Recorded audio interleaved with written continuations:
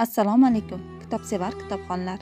Biz Ohangaron shahar axborot kutubxona markazi sizlarga taniqli o'zbek shoirasi Zulfiya Isroilovaning hayoti va ijodi haqida qisqacha ma'lumot beramiz.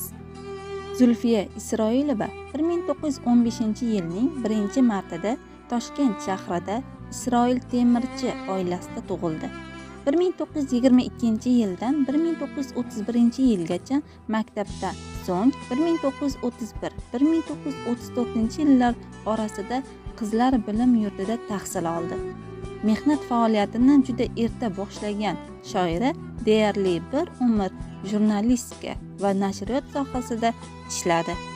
Uning ilk she'ri 1931-yilda Ishchi gazetasida bosilgan. Dastlab 1932-yilda Hayot varaqalari she'rlari to'plami nashr etilgan.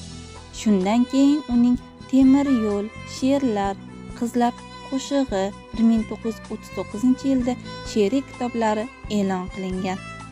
Hozir men sizlarga Zulfiya xonimning Bahor keldi seni so'roqlab nomli she'rini bir parchasini o'qib bermoqchiman. Salqin sahrolarda bodom gulida, binafsha labida yerlarda bahor, qushlarning parvozi, yillarning nozi, baxmal vodiylarda, qirlarda bahor.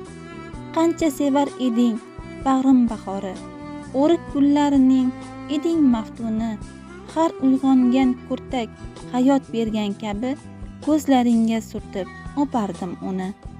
Aziz kitobxonlar, Zulfiya Isroilovaning she'riy to'plamlariga qiziqsangiz, bizning Ohangaron shahar axborot kutubxona markazimizga tashrif buyuring.